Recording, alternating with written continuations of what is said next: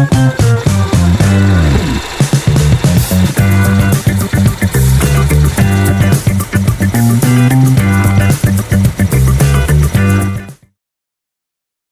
दोस्तों, मैं आपका अपना सूरज अवतार आ चुका हूं अपने स्टूडियो और आज मैं आपको बताने वाला हूं एक ऐसी स्टोरी के बारे में जो कि बहुत बड़े क्राइम से जुड़ी हुई है, बहुत बड़े स्कैम से जुड़ी हुई है और भी बहुत सारी चीज़ें इसके बीच में हुई थी। जैसे कि कुछ नई चीज़ों का इन्वेंशन हुआ था, जैसे कि जुआ, सट्टा, ये सारी चीज़ें भी इसमें इन्वेंट हुई थी, इस वक्त पे इन्वेंट हुई थी। तो दोस्तों, मैं बात करने जा रहा हूँ 1970-75 के टाइम की, जो कि 1985-90 तक चला है और ये बहुत बड़ा ऐसा क्राइम था। तो शुरू करते हैं दोस्तों मेरे YouTube channel the real scope से। और अगर आप लोगों ने हमारा चैनल अभी तक सब्सक्राइब नहीं किया है तो प्लीज़ सब्सक्राइब करें, लाइक करें, शेयर करें और कमेंट करना ना भूलें। कि अगर आप लोग इस चैनल पे नए हैं तो बेल आइकन को क्लिक करें, जिससे कि हमारे नए अपडेट आपको शो होती रहेगी। तो दोस्तों, शुरू करते हैं। डंके की चोट पे, पब्लिक के वोट पे, कश्मीर के अखरोट पे और 500 के नोट पे मैं हाथ रख के कसम खाता हूँ कि जो कहूँगा, सच के सिवा और कुछ नहीं कहूँगा। तो शुरू करते हैं फिल्म की स्टोरी से, जो कि एक बहुत ही गरीब गांव की होती है, जहां की आप समझ सकते हैं कि 1975-1970 के वक्त कैसा ही माहौल रहा होगा। तो वहां बहुत सारी गरीबी होती है, वहां बहुत तरीके के क्राइम होते हैं, जहां की कुछ अच्छे लोग भी होते हैं। कहते हैं कि जहां पे एक अच्छा इंसान होता है वहां दो बुरे लोग भी ज़रूर होते हैं। तो इसी बेस पे एक पूरी स्टोरी है, पूरा इस पे क्राइम है और बहुत सारे ऐसे धंधे हैं जो इलीगल तरीके से ऑपरेट किए जाते हैं। तो माहौल ऐसा होता है कि वहाँ पे बारिश हो रही होती है, बहुत ज़्यादा बारिश हो रही होती है, लोगों के घर बह चुके होते हैं, घर टूट चुके होते हैं और क्राइम के कारण लोग मारामारी में जी रहे होते हैं। जिसमें से कि कुछ अच्छे लोग होते हैं जो वहाँ पे खाना भी भिजवाते हैं सबके लिए, कि सब लोगों को खाना मिल जाए टाइम से। पर उसमें रूल ये होता है कि एक आदमी को एक टाइम का एक ही बार खाना मिलेगा, एक आदमी 2 बार खाना नहीं ले सकता। तो कोई ना कोई उसके बीच में छुपा के 2 बार भी ले लेता है, पर ये सही नहीं होता क्योंकि खाना बहुत कम होता है, सबके हिसाब से होता है और सबको मिल बांट के खाना होता है। क्योंकि वहाँ लोगों के जीवन के लाले पड़े होते हैं, जीवन का सर्वाइव करना इतना मुश्किल हो जाता है कि सिर्फ़ और सिर्फ लोग खाने के लिए ही जीते हैं। जिसका पेट भर जाता है वो उस वक्त सबसे अमीर आदमी होता है। तो ऐसी की एक स्टोरी है जो कि आज मैं आपको नरेट करूँगा, आपको बताऊँगा मेरे तरीके से, कि वहाँ पे एक ऐसा माहौल हो जाता है कि उसमें से एक बच्चा एक्स्ट्रा हो जाता है जिसे खाना नहीं मिलता। वो एक अकेला बच्चा होता है, उसके माँ बाप नहीं होते, लेकिन एक और दूसरे बच्चे की नज़र पड़ती है जिसकी माँ होती है, जिसके 2 भाई होते हैं और वो उस बच्चे को देख के सोचता है कि इसे खाना क्यों नहीं मिला, इसे भी खाना मिलना चाहिए। इतना ही पता लगता है कि उसे कोई धक्का मार के गिरा देता है, जिसके कारण गिरने के कारण वो दूसरा बच्चा उसके पास जाता है और उसे उठा के कहता है कि तुम्हें कोई बात नहीं, मैं तुम्हें खाना दिलाऊँगा, मैं तुम्हें खाना खिलाऊँगा। वो उस बच्चे को, जो लवारिस होता है, उसको अपने पास लेके आता है, अपनी माँ के पास लेके आता है और कहता है माँ आज से ये हमारे साथ रहेगा। तो वो उस लवारिस बच्चे को खाना खिलाता है, वो दूसरा बच्चा, और खाना खिलाने के बाद वो उसे कहता है तुम रुको, मैं और लेके आता हूँ। तो वो और लेने के लिए जा ही रहा होता है, तभी एक आदमी जो कि बहुत ही भूखा होता है, जिसे कि खाना नहीं मिला होता, जो लेट हो चुका होता है, शराबी टाइप का होता है, वो लोगों से खाना छीनने लग जाता है अपने पेट भरने के लिए। और वो छीनते छीनते उस लड़के की माँ के पास भी पहुंच जाता है और जब वो उसकी माँ से खाना छीनता है तभी ये लड़का देखता है और ये लड़का उस आदमी पे वार कर देता है, उस आदमी को धक्का दे देता है, उस आदमी के साथ सीना झपटी हो जाती है और खाना नीचे गिर जाता है। खाना नीचे गिरने के बाद बच्चे को गुस्सा ज़्यादा आ जाता है, वो उसको मारने लगता है। तभी वो इंसान भी उस बच्चे को भी मारने लगता है। फिर 2-3 बच्चे मिलके उस इंसान को मारने लगते हैं। इतने में एक बच्चा जो लवारिस होता है उसे बहुत ज़्यादा गुस्सा आ जाता है और वो उसके कारण वहाँ से उस आदमी को मार ही देता है। उस आदमी के सर पे पत्थर मार मार के उस आदमी को मार ही देता है, जिसको कि उस आदमी को मारने के बाद उस बच्चे को पुलिस उठा के ले जाती है, उसे जेल हो जाती है। उसे जेल जब ले जाया जा रहा होता है तो वहाँ उसे पुलिस बहुत ही ज़्यादा क्रूरता के साथ पेश आते हैं, बहुत ही ज़्यादा उसके साथ सख्ती से पेश आते हैं, उसे मारते हैं। और जैसे ही उसे जेल पहुंचा दिया जाता है, जेल में उसे जेलर भी उसे मारता है, उसके कपड़े उतार के उसे नंगा कर देता है और उसे बहुत मारता है। हालांकि उसका बच्चे का एटीट्यूड, उसका घमंड अभी तक कम नहीं हुआ होता, वो अभी तक अपने एटीट्यूड में ही होता है।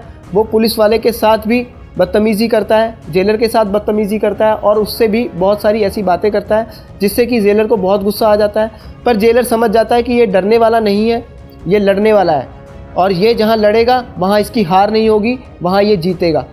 तो जेल में कुछ उस टाइम के हिसाब से, उस तरीके के हिसाब से एक ऐसा जेल में एक ऐसा क्राइम चल रहा होता है जो कि बच्चों के द्वारा कराया जाता है, छोटे बच्चों के द्वारा। वहाँ पे जेलर उन बच्चों की फ़ाइट रखता है कि जो बच्चा फ़ाइट में एक दूसरे के साथ जीतेगा उसके ऊपर इनाम रखा जाएगा, उसे भी पैसे मिलेंगे।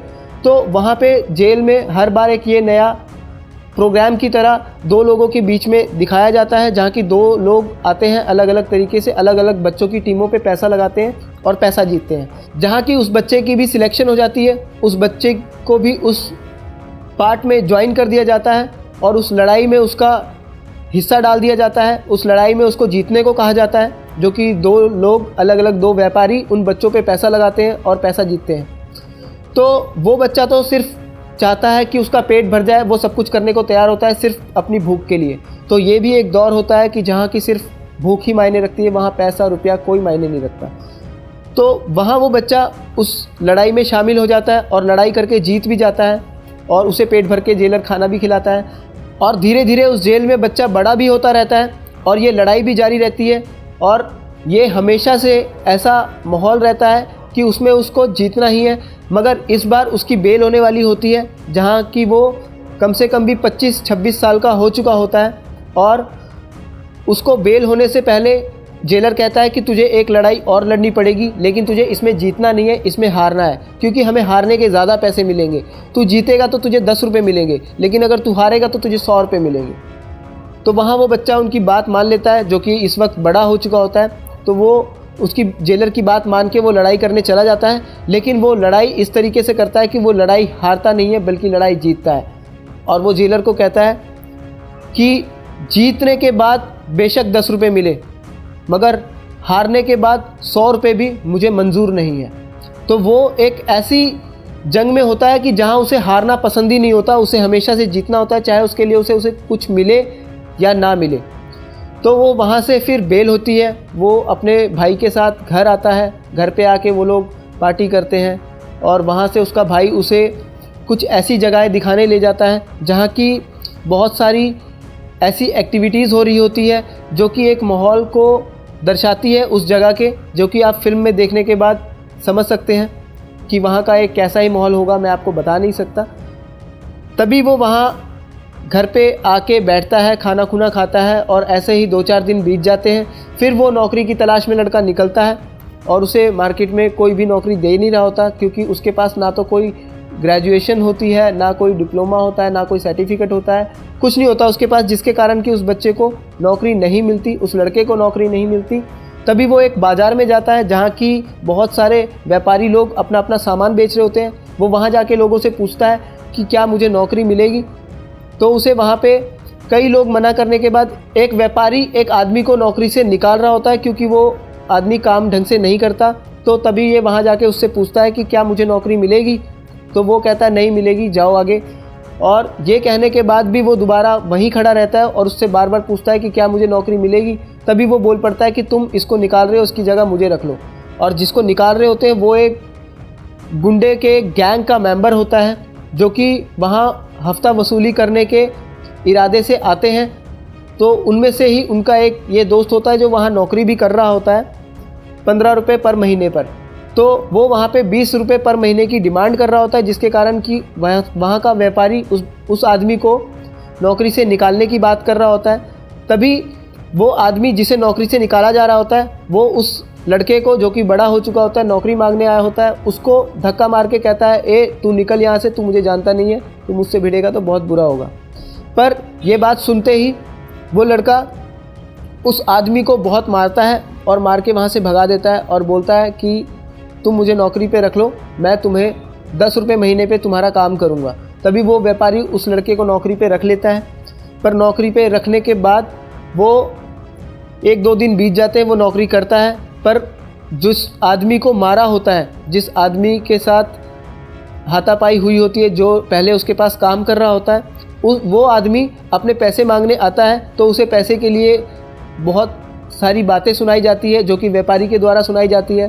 फिर तभी वो उसको बोलता है कि तू निकल जा यहाँ से, तेरे पैसे जो भी हैं वो मैं तुझे दे दूँगा, आज नहीं कल दे दूँगा।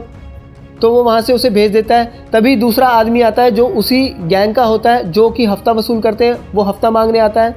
तो वो व्यापारी उसको कहता है कि भाई हफ्ता मैं दे दूंगा, 2-4 दिन लगेंगे, अभी काम कुम है नहीं। तो ऐसे करके वो उसको टालने की कोशिश करता है। तभी वो जो हफ्ता वसूल करने आया होता है वो उसे कहता है कि अगर तेरे पास हफ्ता नहीं है, पैसे देने के लिए नहीं है, तो अपनी बेटी को भेज दे मेरे बॉस के पास, जब हफ्ता हो जाए तब पैसे दे के बेटी को ले जाइयो। इस बात पे व्यापारी बहुत गुस्से में आ जाता है, जिसके कारण कि उस हफ्ता वसूल करने वाले को बहुत मारता है और मार के वहाँ से भगा देता है। जैसे ही वो वहाँ से मार खा के भागता है, वो अपने गैंग के लीडर को जाके ये बात बताता है और वो वहाँ से बहुत सारे आदमियों को भेज देता है उस व्यापारी के अड्डे पे, उसके दुकान पे, जो कि एक नारियल का व्यापारी होता है। उसके पास भेजने के बाद वो व्यापारी बहुत डर जाता है उसके, क्योंकि उस हफ्ता वसूली करने वाले के हाथ में एक कोयता होता है, जिससे कि वो कहता है कि मैं तुम्हारे दोनों हाथ काट दूंगा। जिससे व्यापारी भाग के अपने नौकर यानी उस लड़के के पास, जो कि उसने काम पे रखा होता है, उससे आके कहता है कि तुम मुझे बचा लो, मैं तुम्हें बहुत पैसे दूंगा, तुम मुझे आज बचा लो। तभी वो लड़का बोलता है कि मुझे तुम्हारे हर बिज़नेस में 50% चाहिए। तो वो व्यापारी उस वक्त अपनी जान से बहुत डरा होता है, क्योंकि उसकी जान लेने वो बहुत सारे लोग आए होते हैं, जिससे कि वो व्यापारी मान जाता है और वो उसे हाँ बोल देता है कि मैं तुम्हें 50% दूंगा, मेरा जितना भी व्यापार होगा मैं तुम्हें सब में 50% दूंगा, तुम बस मुझे आज बचा लो। तो वो वहाँ से आगे बढ़ता है उन गुंडों की तरफ, और जो कि दरवाज़ा व्यापारी ने लॉक करके वो अंदर होता है, वो दरवाजे पे लात मारता है। लात मारते ही गुंडा गिर जाता है और गिर के मर जाता है। दरवाज़ा टूटने के बाद वो उन सारे गुंडों से लड़ता है और उन सबको वहाँ से मार के भगा देता है। तभी सबको लगता है कि एक नया यहाँ पे एक ऐसा इंसान आया है जहाँ की हमें इस नर्क से, इस अत्याचार से मुक्ति मिलेगी, और ये लड़का हमें इस अत्याचार से मुक्त कराएगा। तो सब लोग उस पर भरोसा करने लगते हैं, सब लोग उसके दीवाने हो जाते हैं और उसे वहाँ पे नौकरी पे रख भी लिया जाता है। और उसकी पगार भी 50% अब हो चुकी होती है, हालांकि वो हिस्सेदार बन चुका होता है 50% का। और अब उसका वहाँ पे धाक चलने लगता है, उसके चर्चा शुरू हो जाते हैं। अब धीरे धीरे करके एक ऐसा मोड़ आता है कि उसे वहाँ से पुलिस वाले पकड़ के ले जाते हैं और उसे बहुत मारते हैं। और उसे मारने के बाद जिन लोगों को उसने मारा होता है उस गैंग के हवाले कर देते हैं, उस गैंग के हाथ में उसे सौंप देते हैं। वो हालांकि उसे उठा के वहाँ बोरी में बंद करके उसे एक समुद्र के किनारे ले जाते हैं, जहाँ कि उसे नाव में डाल के उसे पानी में फेंकने की प्लानिंग चल रही होती है। तभी वहाँ पे एक दूसरे गैंग का लीडर पहुँचता है, जो कि उसको वहाँ पे रोक देता है और उसे कहता है कि ये मेरा आदमी है, तुम इसे छोड़ दो, नहीं तो हम दोनों के बीच में बहुत गहरी दुश्मनी हो जाएगी। तो वो वहाँ उसकी बात मान के उसको छोड़ देते हैं, उसके साथ जाने देते हैं और वो उसके साथ मिलके एक व्यापार शुरू करता है। उसके व्यापार में हिस्सेदार बनता है और वो नारियल का व्यापार भी करता है। तो उस मार्केट का भी वो राजा बन चुका होता है, उस मार्केट का हफ्ता भी अब वही वसूल करता है और सब लोग उसे खुशी से हफ्ता देते भी हैं। और भी वो काफ़ी सारे इलीगल बिजनेस के बीच में, धंधों के बीच में वो हाथ डाल देता है और वो उस दूसरे अंडरवर्ल्ड के डॉन के साथ वो काम कर रहा होता है, जो कि एक ऑपोजिट पार्टी होती है जिन लोगों से उसकी लड़ाई हुई है। तो वो वहाँ से उसके साथ बहुत सारे व्यापार करता है, जिसमें कि उसकी बहुत सारी ख्वाहिशें पूरी होती है। तभी कट टू सीन देखने को मिलता है कि वहाँ पे बहुत सारे और भी इलीगल धंधे करने वाले लोग उनके दुश्मन बन जाते हैं और वो उनके बारे में षड्यंत्र रचते हैं, उन्हें मारने की साजिश करते हैं, प्लान बनाते हैं। और ऐसे ही चलते चलते उनकी लड़ाई हो जाती है, जिसमें कि जो उनका उस लड़के का जो बॉस होता है, जो उसे वहाँ से बचा के लेके आता है, उसको चाकू लग जाता है, वो हॉस्पिटल जाता है, वो 3 साल के लिए इंजर्ड हो जाता है। और इतनी देर तक, 3 सालों तक वो धंधा वो लड़का संभालने लगता है, वो सारा कुछ ऑपरेट कर रहा होता है, उसका धंधा बढ़िया चल रहा होता है। और भी वो बहुत सारी चीज़ें सोच रहा होता है, जैसे कि एक जगह नोट का एक ऐसा व्यापार चल रहा होता है जहाँ की असली नोट के बदले में नकली नोट मिलते हैं, वो भी डबल।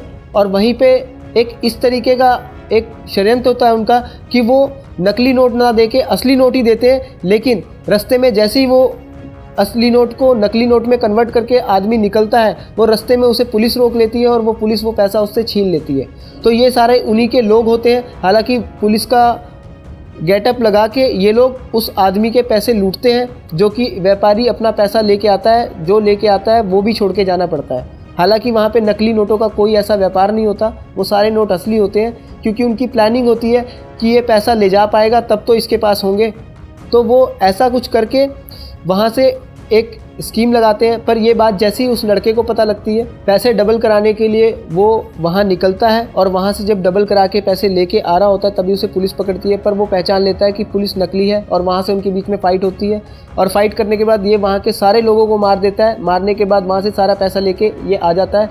अब इसके पास बहुत सारे पैसे हो जाते हैं और ये अब एक नया व्यापार, कपड़ों का व्यापार करने की सोच रहा होता है, जिसमें कि ये कपड़ों का व्यापार करने एक बाहरले देश जाता है जहाँ की इसे एक नया ही व्यापार दिखता है जो कि एक जुआ होता है। वहाँ से एक ऐसा इसके दिमाग में खुराफाती आइडिया आता है जो कि कुछ लोग एक छोटी सी चिट्ठी पे एक खेल रहे होते हैं, छोटी सी चिट्ठी के कारण एक खेल रहे होते हैं, सिर्फ नंबरों के ज़रिए खेल रहे होते हैं। कहते हैं एक बहुत बड़ी एक एजेंसी स्टार्ट हो जाती है जहाँ से एक क्राइम, जुए का क्राइम स्टार्ट हो जाता है।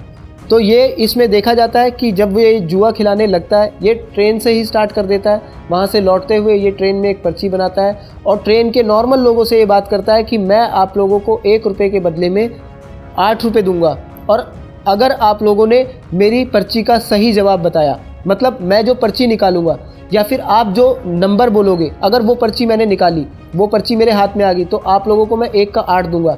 अगर 2 पर्चियाँ आप लोगों ने सही बताई तो मैं आप लोगों को 1 का 80 रुपये भी देने को तैयार हूँ। तो लोग लालच में आने के कारण ये सट्टा खेलने लग जाते हैं और वो वहाँ पे ट्रेन में ही बहुत सारे पैसे जीत लेता है। वो लोग जितने भी होते हैं वो सब पैसे हार जाते हैं वहाँ पे। तो यहीं से उसका एक नया खुराफाती सट्टे का, जुए का बिज़नेस आइडिया स्टार्ट होता है और फिर ये इलीगल धंधा अपने शहर जाके करना शुरू कर देता है, जिससे कि बहुत सारे पैसे कमा लेता है। तो जिस कारण कि उसके दुश्मन लोग जितने भी होते हैं वो उसके खिलाफ षड्यंत्र बनाते हैं और उसको मारने की प्लानिंग करते हैं। तभी पता लगता है कि वो जिस होटल में बैठा होता है, जिस बार में बैठा हुआ शराब पी रहा होता है, वहीं पे गोलियों की फायरिंग होती है, जहाँ पे इसको एक गोली भी लग जाती है। लेकिन ये वहाँ बच जाता है, इसके दोस्त वहाँ बच जाते हैं, इसके साथी वहाँ बच जाते हैं, इसका बॉस भी वहाँ बच जाता है, जो कि अपने बॉस से भी बड़ा हो चुका होता है इस वक्त। और इसको ये नहीं पता होता कि ये जो इसके साथ हुआ है यही इसके घर पे भी हो सकता है। और हालांकि ऐसा ही हुआ होता है। इसके घर पे भी एक आदमी पहुंचता है बंदूकों के साथ, जो इसके जितने भी गार्ड्स होते हैं सबको मार देता है। इसकी बीवी को मार देता है, इसकी माँ को मार देता है। हालांकि इसकी बीवी ने अपने बच्चे को, जो कि एक छोटी 5 साल की लड़की होती है, जिसे छुपा दिया होता है उसकी बीवी ने पहले ही गोलियों की आवाज़ सुन के, तो वो बच्चा बच जाता है, वो बच्ची बच जाती है वहाँ पर उसकी बीवी और माँ मारी जाती है, जो देख के वो बहुत सैड हो जाता है और अपने घर पे कुछ दिन शांत होकर बैठ जाता है। और आप लोग देखते हैं कि इस फिल्म के अंदर जो स्टोरी है वो ये बताने की कोशिश कर रही है कि आप अमीर होके कितना भी कुछ कर लो, आपकी कोई लाइफ नहीं है, आप हमेशा टेंशन में रहोगे और आपकी ख्वाहिशें बढ़ती जाएगी, आप अपनी ज़िंदगी जीना भूल जाओगे। और भी बहुत सारी चीज़ें इसमें दिखाई गई है कि जैसे कि ये जब पैसा कमाने में इतना बिजी हो जाता है कि अपनी माँ को भूल जाता है, अपनी बीवी को भूल जाता है, अपने बच्चों को भूल जाता है, अपनी वो गरीबी भूल जाता है जिस वक्त ये भूख से तड़प रहा होता है, अपने वो दिन भूल जाता है, अपनी औकात भूल जाता है। ये कह सकते हैं हम कि वो अपनी औकात ही भूल जाता है। तो इस फिल्म में ये दिखाया गया है कि हमें जब पैसों की लत लग जाती है, हमें जब किसी चीज़ की लत लग जाती है तो हम अपनी औकात भूलने लगते हैं, हम अपने परिवार को भूलने लगते हैं, हम अपनी फीलिंग्स भूलने लगते हैं। और ये सारा करते करते हम कहीं किसी ऐसे मोड़ पे पहुंच जाते हैं जहां कि हमारा अंत होना निश्चित होता है। और वहीं इसके साथ भी ऐसा होता है। इसका परिवार अब ख़त्म हो चुका होता है, इसकी सिर्फ एक बेटी बची होती है, जहाँ की इसका बिल्कुल दिल नहीं लग रहा होता। ये अपनी बच्ची के साथ अकेला रहने लग जाता है और व्यापार को कुछ दिन के लिए ये छोड़ देता है। पर ये वहाँ रुकता नहीं है, ये फिर कुछ दिनों बाद व्यापार शुरू करता है और ऐसे ही करते करते इसका कुछ दिनों बाद इसका भी अंत हो जाता है। हालांकि अभी इसके बारे में हमें पता नहीं है, इस मूवी का दी एंड हो चुका है या फिर पार्ट 2 आएगी, तो मैं इसके बारे में कुछ कह नहीं सकता। अगर आप ये मूवी देखेंगे तो आपको पता लग जाएगा। आप अपने जजमेंट्स के साथ मुझे बता सकते हैं, कमेंट में आप मुझे बता सकते हैं कि आपको क्या लगता है कि इसका पार्ट 2 बनेगा या नहीं बनेगा। हालांकि ये क्राइम बेस्ड मूवी यहीं पे ख़त्म होती है।